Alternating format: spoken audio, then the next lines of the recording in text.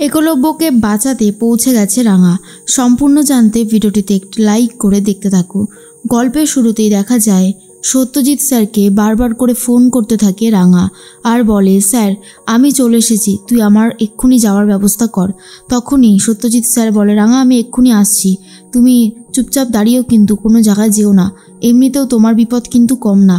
তখনই সত্যজিৎ স্যার এসে রাঙাকে নিয়ে যায় এমন একটা জায়গায় যেখানে যাওয়ার জন্য রাঙা আগে থেকেই প্রস্তুতি নিয়েছিল। এরপরে সত্যজিৎ স্যার বলে, দেখো রাঙা, তুমি যেই দ্বীপটাতে যেতে চলেছ সেখানে হুট করে মানুষজন যায় না, বিশাল কিন্তু একটা অন্যরকম জায়গা। আমি এখনও বলছি তুমি ভালো করে ভেবেচিন্তে দেখো, তুমি যদি আমাকে একটু সময় দাও তাহলে আমি অন্য রকমের কিছু ব্যবস্থা করতে পারি প্রশাসনের সাথে কথা বলে। যেহেতু তুমি একলব্য বাসুর স্ত্রী, তাই তোমাকে ইজিলি প্রশাসন পারমিশন দিয়ে দেবে, কিন্তু তার জন্য একটু সময় লাগবে আমার।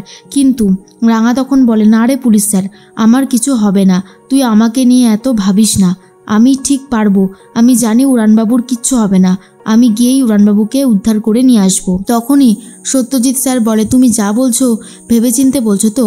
ব্যাপারটা কিন্তু মোটেও সুবিধার না, অনেকটাই বেশি রিস্ক। সেখানে তুমি কিছুই চেনো না, জানো না ঠিক মতন, তোমার তো কোনো আন্দাজই নেই, এমনকি ওখানে স্থানীয় লোকজনরা ঠিক কতটা ভয়ঙ্কর তুমি তো সেটাও জানো না। রাঙা তখন বলে, তাতে কি হয়েছে, তবে আমি শেষ পর্যন্ত লড়াই করে যাব। আসলেই আমার মনে হয় যে আমি উড়ানবাবুর জন্য সব কিছু করতে পারি। তখনই রাঙার জন্য একটা হেলিকপ্টারের ব্যবস্থা করা হয়েছে আর রাঙাকে সেই হেলিকপ্টারে তুলে দেয় বঙ্গোপসাগরের সেই তীরে যাওয়ার জন্য। অন্যদিকে রাঙাকে তো খুঁজে পাওয়া যাচ্ছে না। রাঙা যে নিজের ঘর থেকে শাড়ি বেয়ে নিচে নেমে গেছে সেটা তো দেখে ফেলেছে পাঞ্চালীরা। পাঞ্চালী কী করবে বুঝে উঠতে না পেরে সত্যজিৎ স্যারকে ফোন করে আর সত্যিটা জানতে পেরে চমকে যায়। সত্যজিৎ স্যার সবটা বলে দেয় যে রাঙা একলব্য বসুকে উদ্ধার করতে সেই দ্বীপ পর্যন্ত পৌঁছে গেছে। পাঞ্চালী তখন বলে, রাঙা পারবে তো? আমার যে রাঙার জন্য এবার খুব চিন্তা হচ্ছে। সাত্তকী বলে, এই রাঙার কোনো খোঁজ পেলি? সত্যি রাঙা এত ইরেসপন্সিবল একটা মেয়ে, কী করে আর বলবো। এদিকে আমরা ভাইয়ের জন্য চিন্তা করছি, আবার এদিকে রাঙার জন্য। তখনই পাঞ্চালী বলে, তোরা আর আমরা কি করছি? চিন্তা করে দাঁড়িয়ে আছি, কিন্তু একটা কথা কি জানিস তো, রাঙা হচ্ছে ভাইয়াকে সব থেকে বেশি ভালোবাসে, আর ও ভাইয়ার এই বিপদের কথা শুনে চুপ থাকতে পারেনি, ও এক্ষুনি যাচ্ছে ভাইয়াকে উদ্ধার করে আনতে। এর মধ্যেই সাত্তকী বলে, ট্রেনিং ছাড়া যেখানে সেখানে যাওয়া যায় না, পুলিশ পারল না, রাঙা চলে গেল। তখনই পাঞ্চালী বলে, হ্যাঁ রাঙার মনের মধ্যে জেদ এতটাই, কারণ রাঙা একলব্যকে ভালোবাসে, সেটা হয়তো ভুলে যাস না। এর মধ্যেই ময়না বলে, রাঙার সাহস দেখে আমি অবাক হয়ে যাচ্ছি। এদিকে বৃন্দা ভাবে, আচ্ছা এটা কি শুধুই একটা কোনো ঘটনা, নাকি এর পিছনে কোনো কারণ আছে, কেউ ইচ্ছে করে একলব্যকে কিডন্যাপ করিয়েছে, কোনটা সেটাই তো বুঝে উঠতে পারছি না।